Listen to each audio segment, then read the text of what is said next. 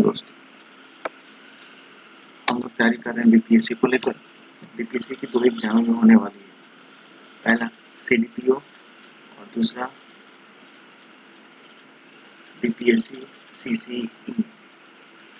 पहला जो एग्जाम होने वाला है वो सीडीपीओ का होने वाला है, जो उम्मीद सितंबर के महीने में हो सकता है। उससे रिलेटेड हम लोग क्विक रिविजन करने जा रहे हैं। और जो पहला क्लास होगा ये हम लोग का होगा आधुनिक बिहार का इतिहास। बीपीएससी का इतिहास रहा है कि वह अपने परीक्षा में तकरीबन 20 से 25 क्वेश्चन देता है इतिहास से। और बिहार का इतिहास तो खासकर बहुत ही ज़्यादा इम्पोर्टेंट हो जाता है, क्योंकि उससे भी 5 से 10 या 15 क्वेश्चन तो पूछे जा सकते हैं। तो आइए हम लोग क्विक रिविजन करते हैं बिहार के इतिहास को लेकर। इसमें जो भी मेन पॉइंट है वो इसमें मेंशन है।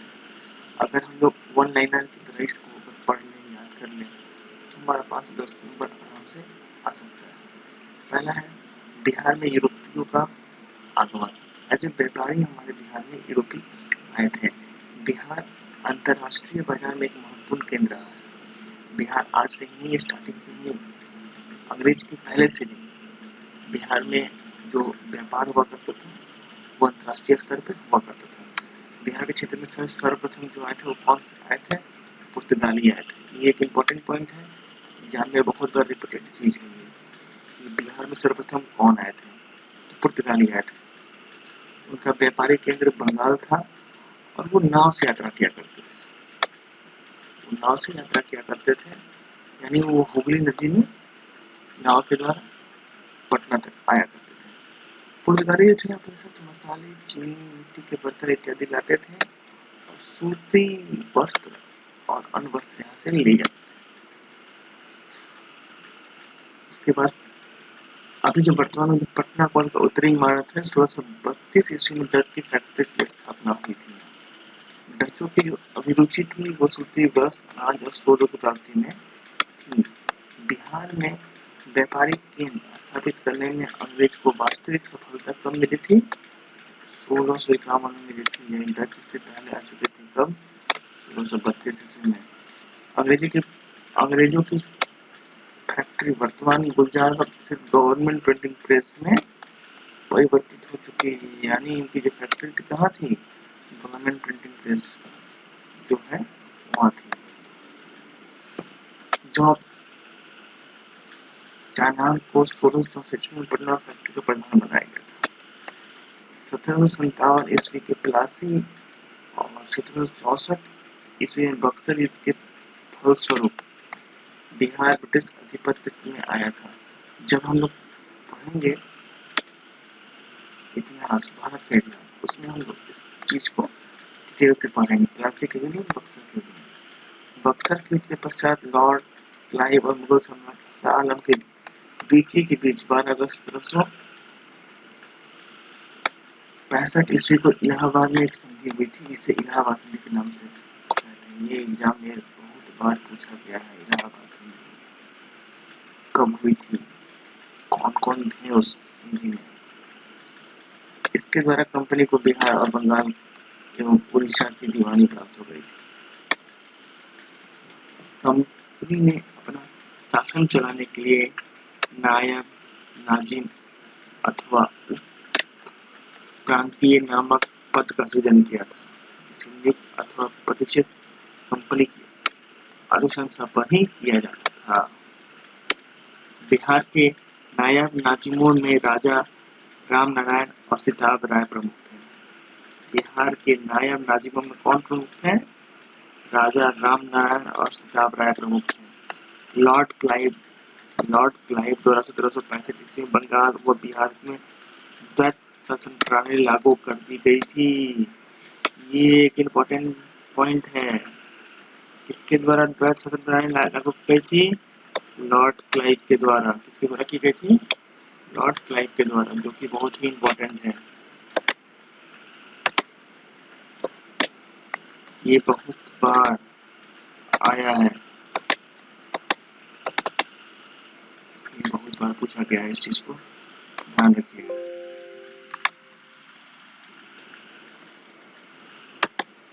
आगे चलते हैं। सन 1770 ईस्वी में बिहार में भीषण अकाल पड़ा। इसका प्रमुख केंद्र पटना, भागलपुर, पूर्णिया और दरभंगा जिले थे। ये प्रमुख जिले थे जहाँ पे अकाल पड़ा था। कब पड़ा था? 1770 ईस्वी में। 1773 में रेगुलेटिंग एक्ट पारित हुआ था। याद रखिएगा, ये भी एक इम्पोर्टेंट टॉपिक है, पॉइंट है। रेगुलेटिंग एक्ट कब पारित हुआ था और इसके निरीक्षक और बिहार परिषद दोनों समाप्त कर दिया गया था। बिहार के लिए एक प्रांतीय सभा का गठन किया गया था। 1781 ईस्वी में पटना और गया को मिलाकर एक नया जिला बनाया गया, जिसके प्रशासन के लिए एक कलेक्टर और एक जिला जज की नियुक्ति की गई थी। किसकी नियुक्ति गई थी? एक कलेक्टर और जिला जज की। जो इम्पोर्टेंट पॉइंट होगा वो मैं बता दूंगा कि इसे आप दिमाग में बैठा लीजिए। उससे रिलेटेड क्वेश्चन या तो पूछा गया है या तो पूछे जाने की संभावना है। 1783 ईस्वी में बिहार में फिर से भीषण अकाल पड़ा, जिसके समाधान के लिए अनाज भंडारण के लिए पटना में गोलघर का निर्माण किया गया था 1786 ईस्वी में।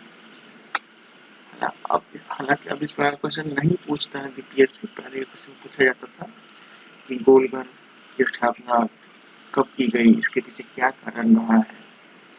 1865 ईस्वी में पटना और गया, 1866 ईस्वी में सारण को 2 जिलों चंपारण और सारण, 1875 में तिरहुत को मुजफ्फरपुर और दरभंगा जिलों में विभाजित कर दिया गया। अंग्रेजों द्वारा एक चीज तो देखा गया है, भारत हो या फिर भारत का कोई प्रांत हो, जहाँ अंग्रेजों को समस्या होने लगता था, अंग्रेज वहाँ पे एक ही काम करते थे और उसको डिवाइड कर देते थे। इतिहास गवाह रहा है, अंग्रेज को जहाँ जहाँ संदेह हुआ है उसको डिवाइड करते चले गए। यहाँ पे बिहार में जिले को डिवाइड कर रहे हैं, जब इनका मौका आएगा तो ये बिहार को भी अलग कर देंगे। आगे देखते हैं उस चीज को। उपयुक्त जिलों भागलपुर, मुंगेर, पूर्णिया, संथाल परगना और छोटा नागपुर क्षेत्र 1911 तक बंगाल प्रेसिडेंसी के अंदर है। पश्चात इन्हें एक पृथक प्रांत बिहार के रूप में संगठित कर दिया गया। ये कुछ हम लोग 1912 तक यानी हम लोग अलग हो चुके हैं। अब बिहार हमेशा से आंदोलनों का जगह रहा है, जहाँ तरह तरह के आंदोलन होते रहे हैं। तो इसमें जो पहला नाम हमें दिख रहा है वो है बहावी आंदोलन और बिहार। हालांकि बहावी आंदोलन देखते हैं, बहावी आंदोलन मूलतः अरब से आरंभ हुआ था। कहाँ से आरंभ हुआ था? अरब से। इसके आदि प्रवर्तक का नाम अब्दुल बहाव था। उन्हीं के नाम पर बहावी आंदोलन इसका नाम पड़ा था। भारत में बहावी आंदोलन का जन्मदाता और आदि प्रचारक उत्तर प्रदेश के रायबरेली जिले के सैयद बंधु थे। सैयद अहमद बरेलवी थे। सन 1892 ईस्वी में सैयद अहमद पटना यात्रा के समय पटना बहावी आंदोलन का मुख्य केंद्र बन गया। पटना के विलायत अली और इनायत अली ने इस आंदोलन को अग्रणी भूमिका निभाई थी। 40 वर्षों 1868 तक बहावी आंदोलन का प्रमुख केंद्र बना। 1857 की क्रांति जो है बिहार से रिलेटेड है। बीपीएससी इस क्रांति से क्वेश्चन पूछता है और खासकर बाबू वीर की मुखवर्षी के बारे में तो कुछ न कुछ पूछ ही लेता है। देखते हैं कुछ फैक्ट्स 1857 क्रांति और बिहार के बारे में। 12 जून 1857 ईस्वी को देवघर जिले के गांव रोहिणी में सैनिकों के विद्रोह के साथ आरंभ हुआ था। 3 जुलाई को पटना सिटी में अंग्रेजों के विरुद्ध संग्राम आरंभ हुआ। इसका नेतृत्व कौन कर रहे थे? गोहट्टा मोहल्ला के एक पुस्तक विक्रेता पीर अली द्वारा किया गया था। पटना के कमिश्नर टेलर ने विद्रोह के दमन के कठोर उपाय किए। उसने पहले ही पटना निवासियों पर अनेक प्रतिबंध लगा दिए थे। क्यों लगा दिए थे? क्योंकि कोई इसमें शामिल न हो सके। पीर अली समेत 16 अन्य व्यक्तियों को मृत्यु दे दिया गया था। 12 जुलाई 1857 ईस्वी को मुजफ्फरपुर में कुछ असंतुष्ट सैनिकों ने कुछ अंग्रेज अधिकारियों की हत्या कर दी। एक चीज याद रखिएगा, एक क्वेश्चन है जो अलग तरीके से भी पूछ सकता है कि ऐसा कौन सा जिला था जहाँ पे विद्रोह नहीं हुआ था? वो था मुंगेर जिला। उसी दिन दानापुर में 3 रेजिमेंटों के सैनिक विद्रोही हो गए और उन्हें शाहबाद जिले में प्रवेश कर जगदीशपुर के जमींदार बाबू पीर के साथ मिलकर विप्लव आरंभ कर दिया। 30 जुलाई 1857 ईस्वी को सरकार ने तत्कालीन सारण, तिलौर, चंपारण और पटना जिलों में सैनिक शासन लागू कर दिया। बाबू वीर कुंवर सिंह ने आरा पर अधिकार कर लिया। बाबू वीर कुंवर सिंह को आरा छोड़ना पड़ा। इसके नारा साहब मिलकर 26 मार्च 1857 को अंग्रेजों को हराया। कुंवर सिंह ने 23 अप्रैल 1857 ईस्वी को कैप्टन ली ग्रांट के नेतृत्व में ब्रिटिश सेना को बुरी तरह पराजित कर दिया था। कुंवर सिंह स्वयं भी इस युद्ध में घायल हुए और दूसरी बार उसकी मृत्यु हो गई। इसमें सबसे इम्पोर्टेंट फैक्ट ये है कि ये पॉइंट 26 मार्च 1857 ईस्वी, इस संघर्ष को अमर सिंह ने आगे बढ़ाया। ये भी एक इम्पोर्टेंट फैक्ट है कि कुंवर सिंह के बाद किसने बिहार में संघर्ष आगे बढ़ाया, तो उनका नाम है अमर सिंह।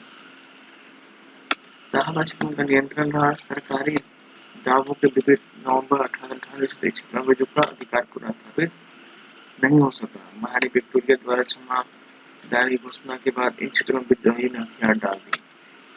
यानी विक्टोरिया ने जब ये बोला कि जितने भी विद्रोही हैं उन्हें क्या दे दिया जाएगा, क्षमादान दे दिया जाएगा, तुम्हें कोई गलती नहीं है, क्षमा कर दिया जाएगा। जितने विद्रोही थे उन्होंने अपना हथियार डाल दिया था। अब है भारतीय राष्ट्रीय कांग्रेस और बिहार।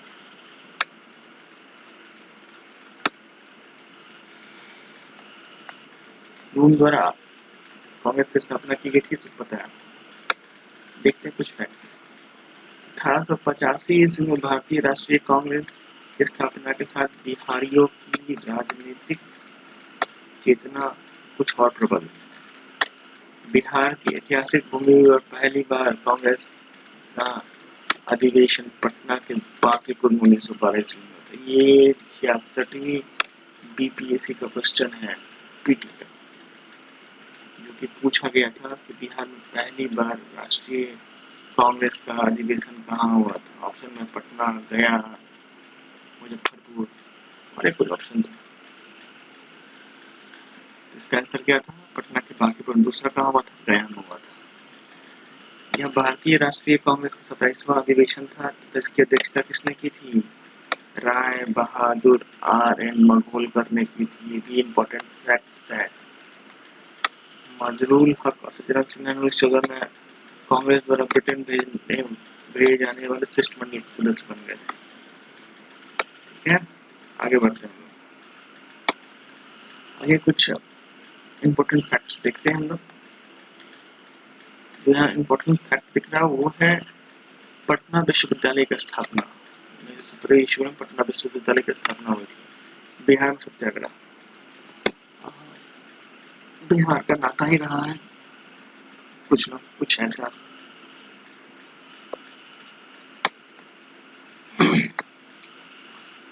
बिहार में रॉलेट एक्ट के विरुद्ध आंदोलन फरवरी 1919 में अंतिम दिनों में शुरू हुआ था। मार्च 1919 में पटना, गया, मुंगेर, मुजफ्फरपुर, छपरा, भागलपुर में विरोध प्रकट करते हुए अनेक सभाएं हुई, जिसके सभी वर्गों के लोगों ने हिस्सा लिया था, यानी शामिल हुए थे।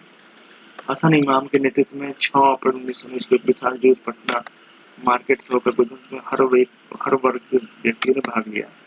इस प्रकार 6 अप्रैल 1919 को शांतिपूर्ण ढंग से सत्याग्रह दिवस मनाया गया।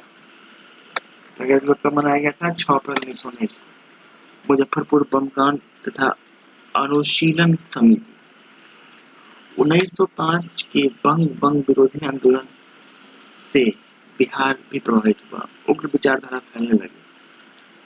30 अप्रैल 1908 को खुदीराम बोस ने प्रफुल्ल चाकी के साथ मिलकर मुजफ्फरपुर के जिलाधीश किंग्सफोर्ड की हत्या का प्रयास किया और उसमें बम विस्फोट किया। खुदीराम बोस पर मुकदमा चलाकर उन्हें फांसी दे दी गई। सन 1913 ईस्वी में सच्चिदानंद सान्याल ने अनुशासन समिति की एक शाखा पटना में स्थापित की, जिसका उद्देश्य क्रांतिकारी स्वयं क्रियाकलापों में छात्रों को प्रशिक्षित कर अंग्रेजी शासन का तख्ता पलटना था। इस संस्था के सदस्यों में Patna college, BN college, TA Ghosh अकादमी तथा अन्य शिक्षण संस्थाओं के छात्र तथा गुप्त रूप से शामिल थे, शिक्षक भी शामिल थे। संस्था के नेता बंकिम चंद्र मिश्र, बीएन कॉलेज के छात्र शामिल थे। सन 1915 ईस्वी में ढाका अनुशीलन समिति की शाखाएं भी पूरे बिहार में खोली गई, जिसका प्रमंडलीय मुख्यालय कहाँ था? भागलपुर था। इसमें ज्यादा कुछ नहीं है जो कि एग्जाम में के पॉइंट ऑफ व्यू से पूछा जाएगा इन टॉपिक। इसमें रॉलेट एक्ट और बिहार, यानी रॉलेट एक्ट का बिहार पे क्या असर था? 18 मार्च 1919 को रॉलेट एक्ट पारित किया गया। ये एक इम्पोर्टेंट डेट के साथ याद रखिए। इसके द्वारा सरकार को राजनीतिक आंदोलन तथा राज्य के अन्य विरोधी कार्य का दमन करने का अधिकार प्राप्त हो गया। गांधी ने इसका विरोध किया और जनता से आग्रह किया कि वह 6 अप्रैल 1919 को शोक दिवस एवं हड़ताल करे। कब करे? 6 अप्रैल 1919।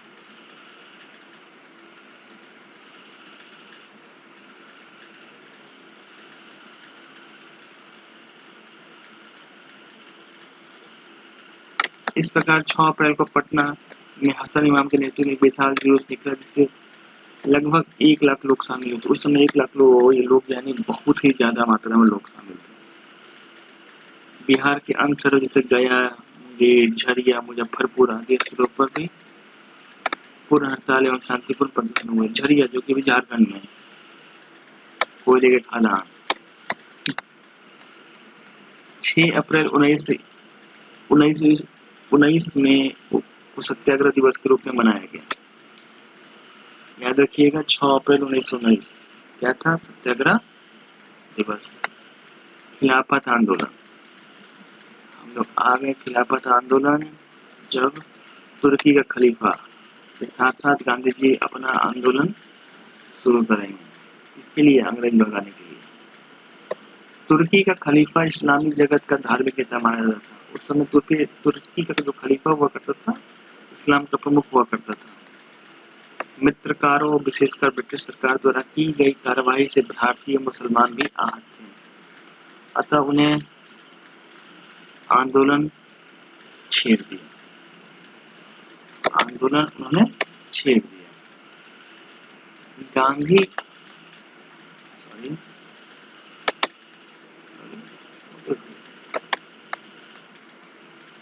गांधी जी की अध्यक्षता में दिल्ली में अखिल भारतीय खिलाफत सम्मेलन कब हुआ? 24 नवंबर 1919 को आयोजित हुआ, जिसमें सरकार के साथ साथ असहयोग का प्रस्ताव पारित हुआ। शांति उत्सव में भाग लेने के सवाल पर विचार करने के लिए पटना के अंजुमन इस्लामिया हॉल में 30 नवंबर 1919 को एक सभा हुई। गांधी जी के आदेशानुसार 6 से 13 अप्रैल तक देश भर में पंजाब के अत्याचारों के विरोध में हम जालियांवाला बाग में हुए कांड के लिए चंदा एकत्र करने का उद्देश्य से राष्ट्रीय सप्ताह मनाया गया।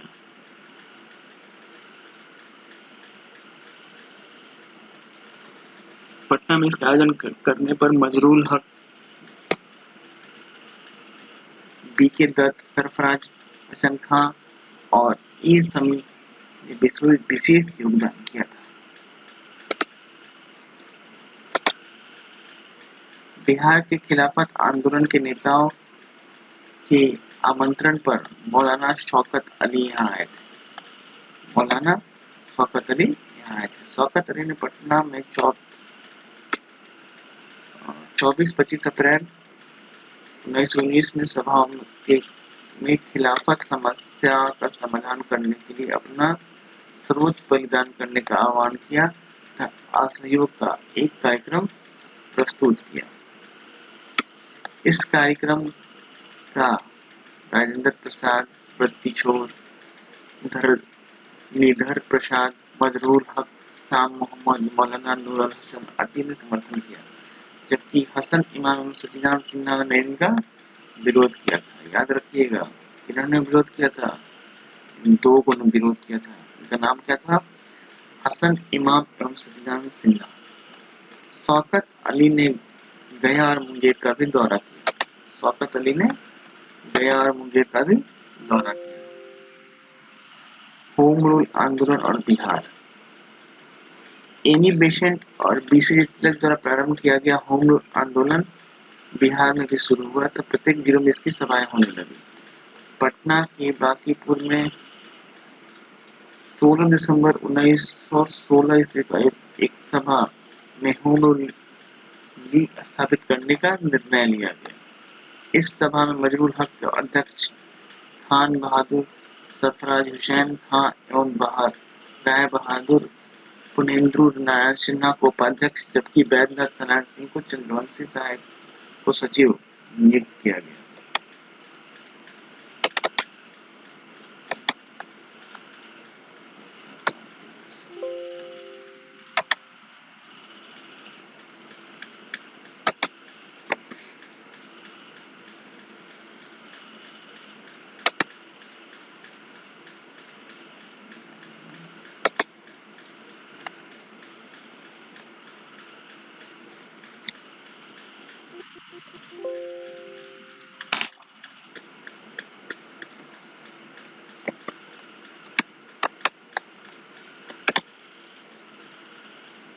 चंपारण सत्याग्रह, यह एक इम्पोर्टेंट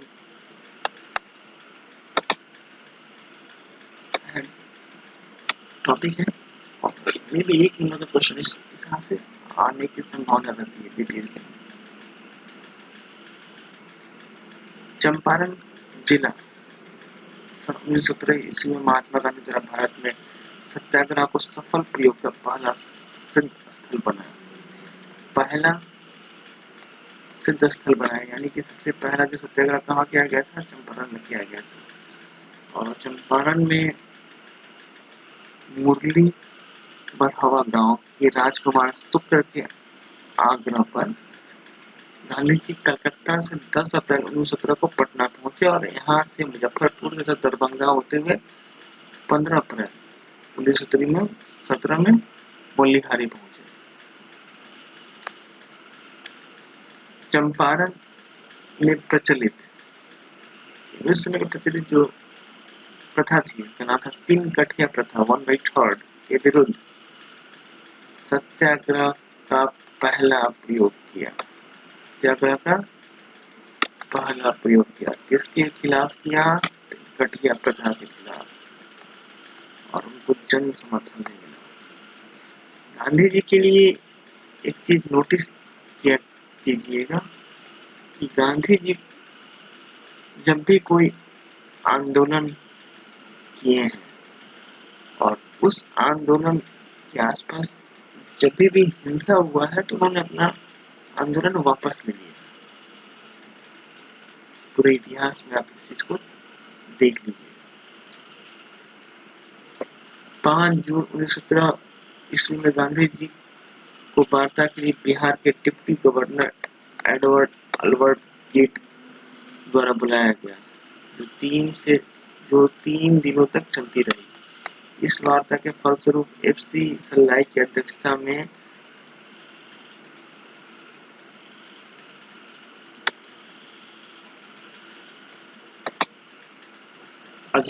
चंपारण कृषक समिति गठित की गई, जिसका सदस्य गांधी जी को भी बनाया गया। इस समिति की सिफारिश पर 18 अक्टूबर 1917 ईस्वी को सरकारी अधिसूचना द्वारा तिलकठिया प्रथा को समाप्त कर दिया गया। क्या कर दिया गया? समाप्त कर दिया गया। किसको? तिलकठिया प्रथा को।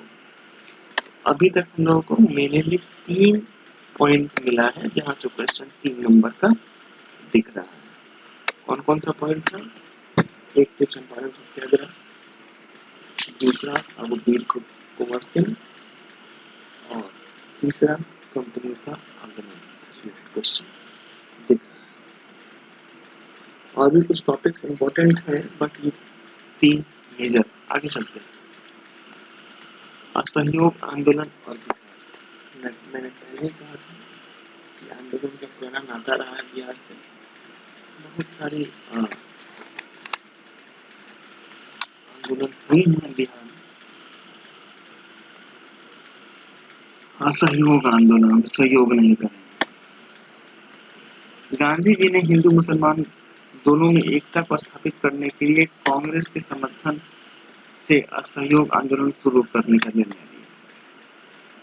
अंग्रेजों द्वारा यह नीति थी, वोट डालो और शासन करो। वो कभी नहीं चाहते थे कि हिंदू मुस्लिम साथ रहें, कुछ ना कुछ करते रहते थे कि दोनों में मतभेद रहे। जैसे कि बंगाल का विभाजन भी हुआ था, उन्होंने भी जब बंगाल का विभाजन हुआ था, उन्होंने भी वही काम किया था, पूर्वी पश्चिमी कर दिया, एक हिंदू बहुल कर दिया, एक मुसलमान बहुल कर दिया। उनका काम ही वही था, कैसे भी करके वोट डालते रहे।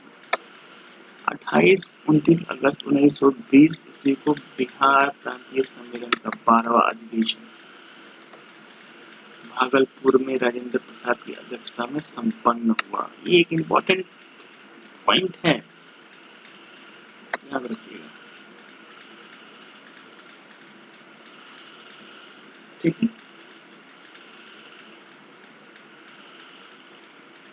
असहयोग संबंधी प्रस्ताव दरभंगा के बाबू धरणीधर ने प्रस्तुत किया। इन्होंने प्रस्तुत किया, बाबू धरणीधर ने प्रस्तुत किया। और मुंगेर के शाह मोहम्मद जुबैर, पटना के गुलाम इमाम और मोतिहारी के बाबू गोरख प्रसाद ने इनका अनुमोदन किया।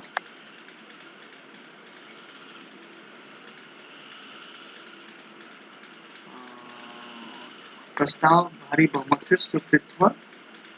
इस तरह पूरे देश में केवल गुजरात और बिहार ऐसे 2 प्रांत हैं जिनके प्रांतीय सम्मेलन ने कांग्रेस के कलकत्ता अधिवेशन के पूर्व ही असहयोग का आह्वान कर दिया था।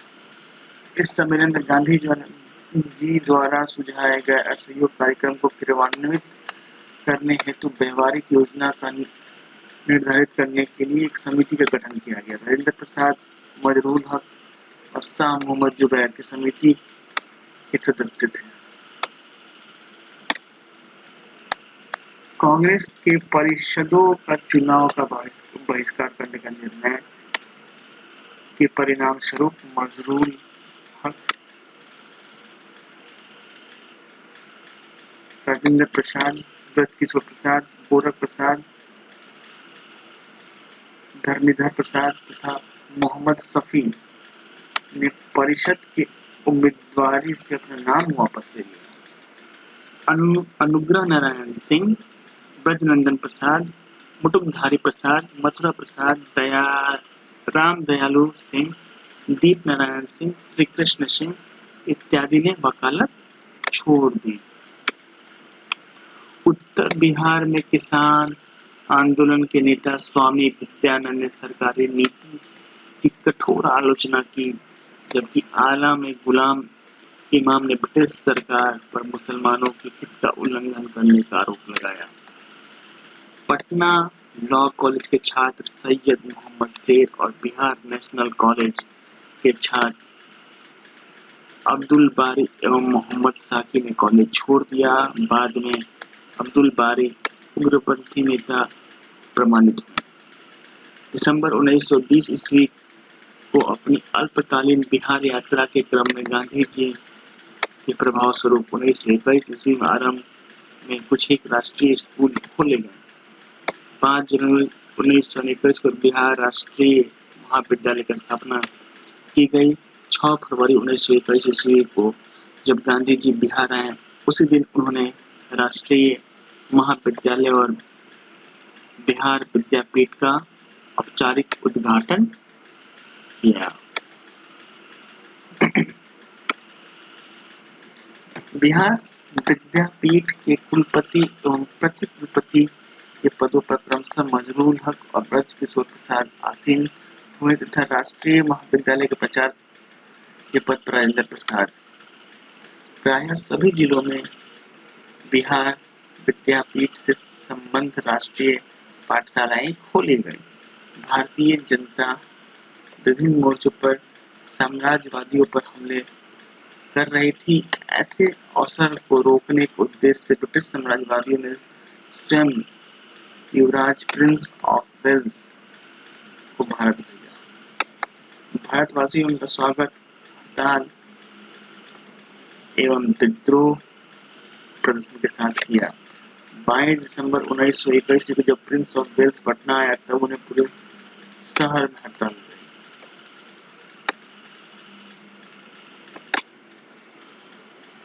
अब परीक्षा उपयोगी कुछ महत्वपूर्ण बिंदु हैं। बुक के अनुसार कुछ इम्पोर्टेंट टॉपिक्स का कुछ इम्पोर्टेंट फैक्ट्स में दिया गया है, जो कि परीक्षा के व्यू से इम्पोर्टेंट है। देखते इस पॉइंट्स को। सत्याग्रह इन चमत्कार एक बुक थी, इसके लेखक कौन थे? राजेंद्र प्रसाद। मजरूल हक द्वारा 1916 ईस्वी में होम रूल लीग की स्थापना पटना में की गई थी। उनको बिहार का गांधी कहा जाता है। याद रखिएगा, बिहार गांधी किन्हें कहा जाता है? इम्पोर्टेंट फैक्ट्स है। पटना में सदाकत आश्रम की स्थापना की था। दी मदरलैंड समाचार पत्र का संपादन भी किया। किन्होंने किया? जो कि बिहार के गांधी कहा जाता है। नाम क्या था? मजरूल हक। ठीक है, आगे चलते हैं। कांग्रेस का गया अधिवेशन। मैंने पहले ही कहा था कि कांग्रेस का जो बिहार में जो दूसरा अधिवेशन हुआ था कांग्रेस का, वो कहाँ हुआ था? गया हुआ था। देश बंधु, और याद रखिएगा जो इनका अध्यक्ष होता था उस समय, कोई इम्पोर्टेंट नाम है। देश बंधु चित्तरंजन दास की अध्यक्षता में भारतीय राष्ट्रीय कांग्रेस का 37वां अधिवेशन बिहार के गया के तेनुई गांव में दिसंबर 1922 ईस्वी में आयोजित हुआ था। यह कांग्रेस का बिहार में होने वाला दूसरा, पहला कहाँ हुआ था? बांकीपुर 1912 में। राजेंद्र प्रसाद स्वागत समिति के सचिव तथा अनुग्रह नारायण सिंह उनके सहयोगी थे। बिहार और साइमन कमीशन। ये क्वेश्चन, ये जो पॉइंट है बिहार में कांग्रेस का अधिवेशन, जो दूसरा और पहला, ये दोनों ही इम्पोर्टेंट है, पूछा जा सकता है। बिहार और साइमन कमीशन 8 नवंबर 1927 ईस्वी को ब्रिटेन की संसद और भारतीय वायसराय लॉर्ड इरविन द्वारा एक साथ घोषित सर जॉन साइमन अध्यक्षता वाले साइमन कमीशन में से एक भी भारतीय सदस्य नहीं होने के कारण भारतीय नेताओं में भारी रोष था। बहुत पुराना डायलॉग है, Simon commission go back. Simon commission वापस जाओ। बिहार में सर अली इमाम के नेतृत्व में सर्वदलीय सम्मेलन में साइमन कमीशन का बहिष्कार करने का निर्णय लिया गया। 12 दिसंबर 1928 ईस्वी को आयोग के पटना पहुंचने पर भारी विरोध का सामना करना पड़ा। नेहरू रिपोर्ट पर विचार करने के लिए अगस्त 1928 में लखनऊ में एक सर्वदलीय सम्मेलन का आयोजन किया गया, जिसमें बिहार के अली इमाम ने भी भाग लिया था। बिहार युवा संघ ये उतना महत्वपूर्ण नहीं है। नमक सत्याग्रह इसके बाद का टॉपिक है, ये महत्वपूर्ण है। बिहार में नमक सत्याग्रह। बिहार में 6 अप्रैल 1930 ईस्वी को नमक सत्याग्रह शुरू करने की तिथि निश्चित की गई। राजेंद्र प्रसाद ने आंदोलन की रूपरेखा तैयार की। सर्वप्रथम चंपारण और सारण जिले में नमक सत्याग्रह की शुरुआत हुई। कहाँ शुरुआत हुई? चंपारण और सारण जिले में। पटना में 16 अप्रैल 1930 ईस्वी को नमक सत्याग्रह शुरू हुआ और पटना सिटी के मंगल तालाब के लगभग 2 मील पूर्व नखासपिंड नामक स्थान को नमक कानून भंग करने के लिए चुना गया। ठीक है, बिहार में नमक सत्याग्रह के नेतृत्वकर्ता पूछा जा सकता है कि किस स्थान से कौन नेतृत्व कर रहे थे नमक सत्याग्रह के विरोध का। चंपारण सारण इनका नेतृत्व करते थे विपिन बिहारी वर्मा, वरेजा गिरीश तिवारी, गोरिया कोठी चंद्रिका सिंह, हाजीपुर भरत मिश्र, मुजफ्फरपुर राम दयालु सिंह, जनकधारी प्रसाद और ठाकुर रामनंदन सिंह। पटना अंबिका कांत सिंह, रामवृक्ष बेनीपुरी और रामनाथ। मुंगेर श्री कृष्ण सिंह, दरभंगा सत्यनारायण सिंह और रामनंदन नसरत, जो कि विरोध कर रहे थे।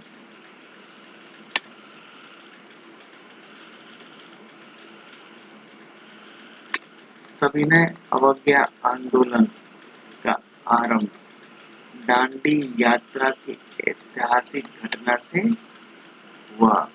सविनय अवज्ञा आंदोलन का शुरुआत किससे हुआ? दांडी यात्रा के ऐतिहासिक घटना से। इसमें गांधी जी के साथ साबरमती आश्रम 78 आश्रम वासी, जिसमें बिहार के गिरिवरधारी चौधरी उर्फ कारो बाबू भी शामिल थे। मैंने भाग लिया। 12 मार्च 1930 ईस्वी को गांधी जी की दांडी यात्रा आरंभ हुई। 200 मील की दूरी पर 24 दिनों में यात्रा तय हुई। ये एक इम्पोर्टेंट फैक्ट है। बीपीएससी 65 या 66 में पूछा गया था कि कितना दिन लगा था तय करने में दांडी यात्रा का जो टाइम था, यानी 24 दिन लगा था। 6 अप्रैल 1930 ईस्वी को आत्मशुद्धि के उपरांत गांधी ने संयुक्त ढंग से नमक उठाकर कानून को भंग कर दिया। सविनय अवज्ञा आंदोलन के बिहार में नियुक्त प्रांतीय डिटेक्टर दीप नारायण सिंह थे। सविनय अवज्ञा आंदोलन आरंभ करते समय महात्मा गांधी ने भारत की महिलाओं से विदेशी वस्त्र एवं नशीले पदार्थों के बहिष्कार संबंधी कार्यक्रमों में भाग लेकर स्वतंत्रता आंदोलन में सहयोग देने की अपील की थी। ठीक है,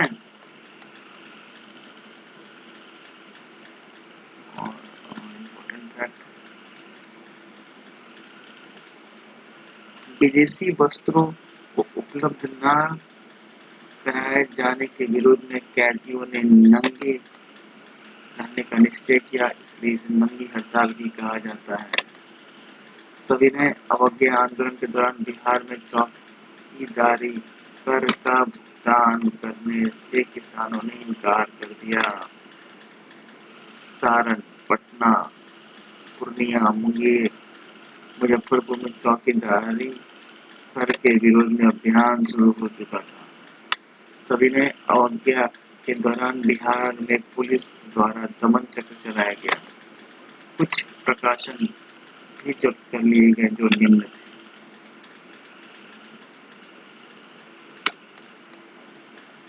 सुरेंद्र योगी, नीलकंठ विश्वास, चितरंजन प्रेस, चाईबासा।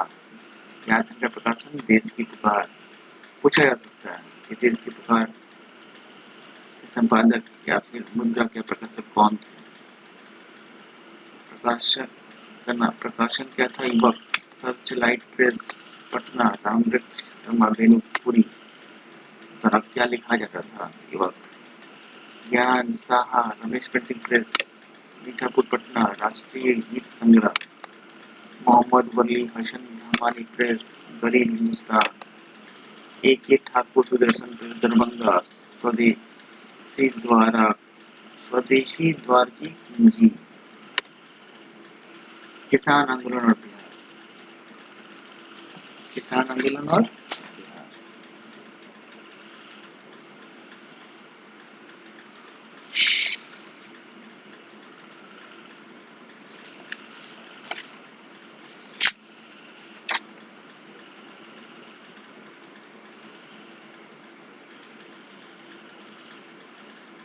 शाह मोहम्मद जुबैर की अध्यक्षता में बिहार के मुंगेर में 1922 से 23 ईस्वी में किसान सभा का गठन किया गया। सिद्धेश्वर चौधरी एवं नंद कुमार सिंह को सचिव जबकि श्री कृष्ण सिंह को उपाध्यक्ष बनाया गया। कुछ इम्पोर्टेंट तो नहीं दिख रहा, लेकिन ये पॉइंट इम्पोर्टेंट है। शाह मोहम्मद जुबैर की अध्यक्षता में बिहार के मुंगेर में 22-23 ईस्वी में किसान सभा का गठन किया गया। पूछा जाता है किसान सभा का गठन कब हुआ था? नवंबर 1929 ईस्वी में स्वामी सदानंद सरस्वती की अध्यक्षता में बिहार प्रांतीय किसान सभा की स्थापना हुई, जिसके सचिव श्री कृष्ण सिंह को नियुक्त किया गया। इस आंदोलन में बिहार के गांव में फैलाने में उन्हें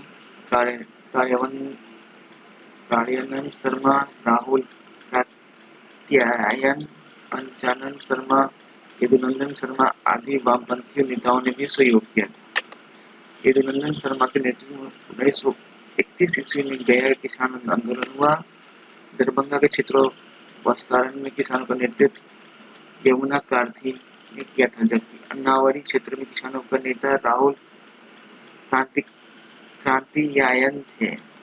तीसरा बिहार प्रांतीय किसान सम्मेलन हाजीपुर में 26-27 नवंबर 1935 ईस्वी को स्वामी सहजानंद सरस्वती की अध्यक्षता में संपन्न हुआ। इस सम्मेलन में जमींदारी प्रथा हटाने का प्रस्ताव स्वीकृत हुआ। नवंबर 1936 ईस्वी में कार्यानंद शर्मा के नेतृत्व में बिहार प्रांतीय किसान सभा ने मुंगेर जिले में बहरिया ताल में जमींदारी उत्पीड़न के विरोध संघर्ष किया। 1936 ईस्वी में भारतीय राष्ट्रीय किसान सभा का गठन हुआ, जिसके अध्यक्ष स्वामी सदानंद सरस्वती और महासचिव प्रोफेसर A.N.G. रंगा थे। बिहार सोशलिस्ट पार्टी गठन 1931 ईस्वी। योगदान गंगाचरण सिन्हा, रामवृक्ष बेनीपुरी और रामनंदन मिश्र। औपचारिक स्थापना 1934 ईस्वी में। अध्यक्ष आचार्य नरेंद्र देव, सचिव जयप्रकाश नारायणन और प्रमुख सदस्य रामवृक्ष बेनीपुरी, गंगाचरण सिंह, रामनंदन मिश्र, योगेंद्र अब्दुल बारी, कर्पूरी ठाकुर, बसावंत सिंह। बिहार विधानसभा चुनाव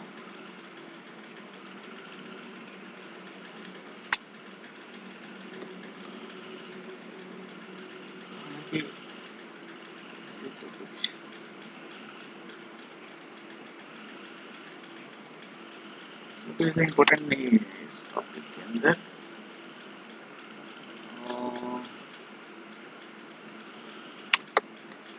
व्यक्तिगत सत्याग्रह में देखते हैं। अखिल भारतीय कांग्रेस कमेटी का रामगढ़ हजारीबाग जिले के अंतर्गत अधिवेशन 19-20 मार्च को निर्धारित मौलाना अब्दुल कलाम आजाद की अध्यक्षता में हुआ। रामगढ़ अधिवेशन में व्यक्तिगत सत्याग्रह का बीजारोपण हुआ। बिहार में सर्वप्रथम सत्याग्रही श्री बाबू बनाए गए। श्री बाबू ने राज्य के विभिन्न भागों में जाकर लोगों को जागृति पैदा की। 27 नवंबर 1940 ईस्वी को श्री बाबू को गिरफ्तार कर लिया गया, जिन्हें जनता में तीव्र प्रतिक्रिया हुई। दूसरे सत्याग्रही अनुग्रह नारायण सिंह होने वाले थे, किंतु राजेंद्र बाबू ने उन्हें तब तक स्थगित करने को कहा जब तक जनता के सही आचरण का आश्वासन न मिल जाता। गया में कुछ महिलाएं सत्याग्रह करती हुई गिरफ्तार हुई। इनमें कुछ प्रमुख महिलाओं में प्रियवंदा देवी, जगत रानी देवी, जानकी देवी आदि के नाम उल्लेखित हैं। 1942 ईस्वी और भारत छोड़ो आंदोलन में बिहार का क्या योगदान देखते हैं हम भारत छोड़ो आंदोलन में। 1942 ईस्वी 14 जुलाई 1942 ईस्वी को वर्धा में कांग्रेस कार्यकारिणी की बैठक में, जिसमें भारत से ब्रिटिश शासन का शीघ्र अंत करने का निर्णय लिया गया।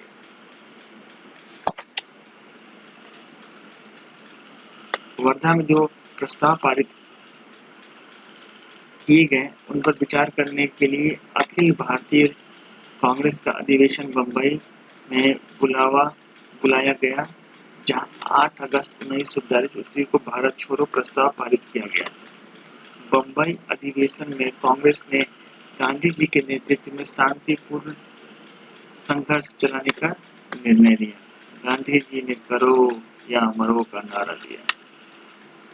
ये नारा बहुत फेमस नारा है, करो या मरो। भारत छोड़ो आंदोलन में बिहार का भी बहुत प्रमुख योगदान रहा है। 31 जुलाई 1942 ईस्वी को राजेंद्र प्रसाद ने बिहार प्रदेश कांग्रेस समिति की एक बैठक बुलाकर कांग्रेस कार्यकर्ताओं को आंदोलन के लिए तैयार रहने को कहा। 9 अगस्त 1942 ईस्वी को डॉक्टर राजेंद्र प्रसाद को गिरफ्तार कर लिया गया। दूसरे दिन 10 अगस्त को श्री कृष्ण सिंह को गिरफ्तार कर लिया गया। सरकार ने बिहार प्रदेश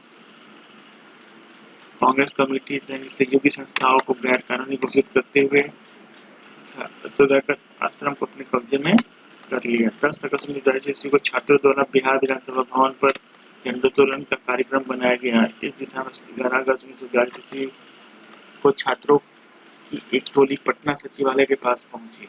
इस समय तक वहां काफी भीड़ इकट्ठी हो चुकी थी।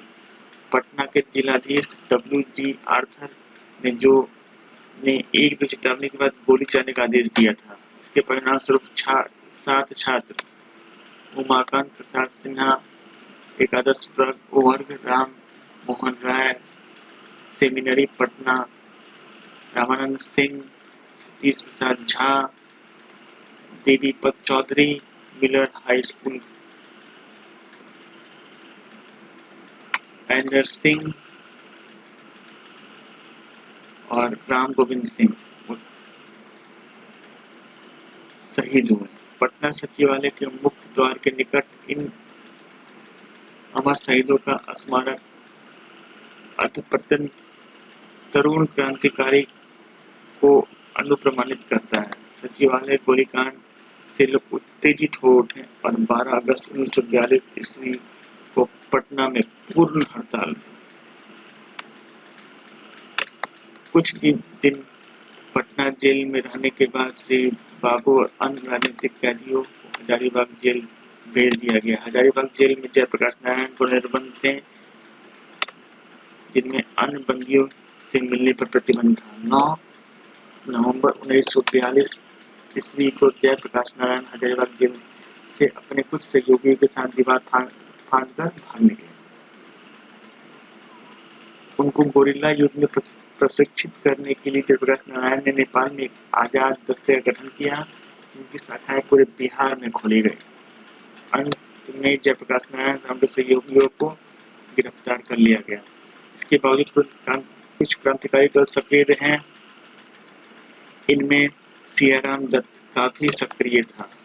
इस दल का नाम उनके नेता सियाराम सिंह के नाम पर पड़ा। कुछ संताल परगना में भी कार्यरत थे। 1945 से 47 की घटना है।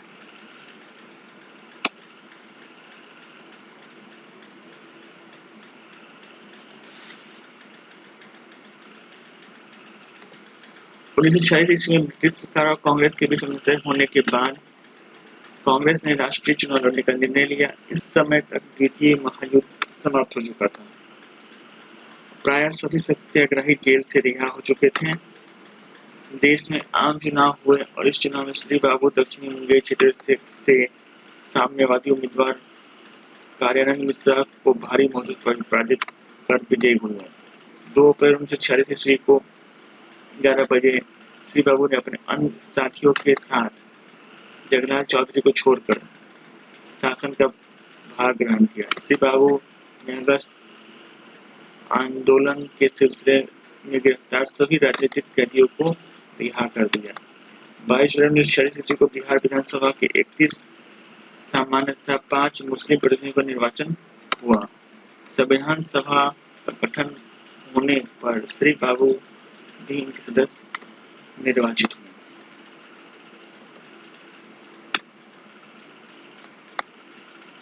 9 दिसंबर 1946 ईस्वी को सच्चिदानंद सिन्हा को अस्थायी अध्यक्षता में संविधान सभा का अधिवेशन प्रारंभ हुआ। ये क्वेश्चन पूछता है कौन थे अस्थायी अध्यक्ष संविधान सभा के? सच्चिदानंद सिन्हा। डॉक्टर राजेंद्र प्रसाद 11 दिसंबर 1946 को एक अस्थायी सदस्य चुने गए थे। प्रथम कौन थे? डॉक्टर राजेंद्र प्रसाद। कब चुने गए थे? 1946 ईस्वी में। 4 जुलाई 1947 ईस्वी को ब्रिटिश संसद में इंडिया इंडिपेंडेंट बिल पेश हुआ जो 18 जुलाई को पारित हुआ। इसके अनुसार 15 अगस्त 1947 ईस्वी को भारत का विभाजन कर भारत और पाकिस्तान 2 राष्ट्र बनाए गए। 15 अगस्त को जयराम दौलत राम बिहार के राज्यपाल एवं डॉक्टर श्री कृष्ण सिंह प्रथम मुख्यमंत्री बने थे। ये भी क्वेश्चन पूछा गया 66वीं बीपीएससी में। उस समय प्रधानमंत्री के रूप में पदभार ग्रहण किया। श्री बाबू ने प्रथम स्वतंत्र संग्राम के नायक श्री वीर कुंवर का स्मारक का शिलान्यास आरा में किया तथा राज्यपाल 11 अगस्त 1952 ईस्वी को गोलीकांड में शहीद युवकों की स्मृति को पटना में शहीद स्मारक के रूप में शिलान्यास किया। 26 जनवरी 1983 भारतीय संविधान लागू होने के बाद बिहार राष्ट्रीय संघ का एक राज्य में परिवर्तित हो गया। ये कुछ इम्पोर्टेंट टॉपिक्स थे। एक इम्पोर्टेंट टॉपिक बचा हुआ इसमें, वो है कुछ आंदोलन। देख लेते हैं कुछ विद्रोह जो कि बिहार से कुछ रिलेटेड रहा है। बिहार के साधु संतों का स्वतंत्रता आंदोलन में योगदान। सन्यासी विद्रोह। ब्रिटिश शासकों के विरोध में प्रथम विद्रोह 1673 ईस्वी में बंगाल और बिहार के सन्यासियों ने किया था। इसे सन्यासी विद्रोह कहते हैं। सन्यासी विद्रोह ने किसानों के विद्रोह को धार्मिक प्रेरणा भी प्रदान की। बंगाल और बिहार में फैले सन्यासी विद्रोह में कई नेता थे जिनमें प्रमुख हैं मजनू शाह, देवी चौधरानी, रामनंद गोसाई आदि। इन विद्रोहियों की गतिविधियों से तंग आकर वारेन हेस्टिंग्स ने अत्यंत कठोर आदेश पारित कर विद्रोही का दमन कर दिया। 1776 ईस्वी में सन्यासी विद्रोह का प्रमुख केंद्र पटना और उसके आसपास का क्षेत्र था। स्वामी सहजानंद सरस्वती। स्वामी सहजानंद सरस्वती का जन्म उत्तर प्रदेश के गाजीपुर जिले में हुआ था। गांव देवगांव 1890 ईस्वी में हुआ था। इनका बचपन का नाम नौरंग राय था। गांधी जी से भेंट के बाद उनकी वास्तविक सेवा देश से प्रारंभ हुई। आरंभ में उनका क्षेत्र बक्सर, भभुआ तथा शाहाबाद था, परंतु 24 ईस्वी के बाद उन्हें संपूर्ण बिहार में प्रसिद्ध हो गया। और इसमें और कुछ इम्पोर्टेंट है, बस ये चीज आपको याद रखना है कि सवज्ञा आंदोलन के दौरान भावी दयाल बिहार में सक्रिय थे।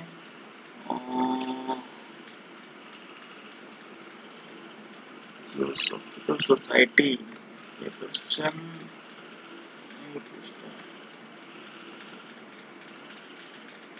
ये एक इम्पोर्टेंट है। ब्रह्म समाज 19वीं शताब्दी में धर्म सुधारक एवं समाज सुधारक आंदोलन में बिहार का भी प्रभाव पड़ा। ब्रह्म समाज भारतीय पुनर्जागरण के अद्भुत एवं ब्रह्म समाज के स्थापक राजा राममोहन राय बिहार से संबंध रहा है। उन्होंने पटना में रहकर उर्दू एवं फारसी की तालीम हासिल की था। ईस्ट इंडिया कंपनी की नौकरी रामगढ़ से प्रारंभ की थी। याद रखिएगा इनके संस्थापक कौन थे? ब्रह्म समाज के संस्थापक राजा राममोहन राय। और इसमें तो ये इम्पोर्टेंट है। आर्य समाज की स्थापना के तुरंत बाद के संस्थापक स्वामी दयानंद सरस्वती की बिहार की यात्रा की थी। आर्य समाज के संस्थापक देख लीजिए, स्वामी दयानंद सरस्वती।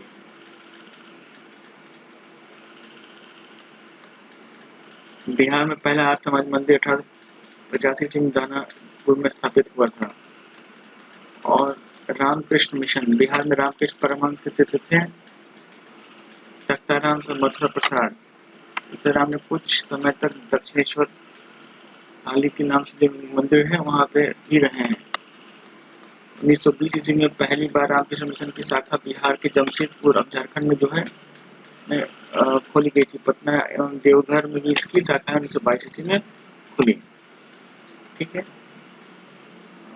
ये था वो इम्पोर्टेंट टॉपिक जो कि मॉडर्न हिस्ट्री जो कि बिहार से रिलेटेड है। से कुछ इम्पोर्टेंट फैक्ट के साथ मैं आशा करता हूँ कि जो भी बिहार से रिलेटेड बीपीएससी जो भी क्वेश्चन पूछती है हिस्ट्री से रिलेटेड वो इसी से रहे। कृपया चैनल को सब्सक्राइब करें।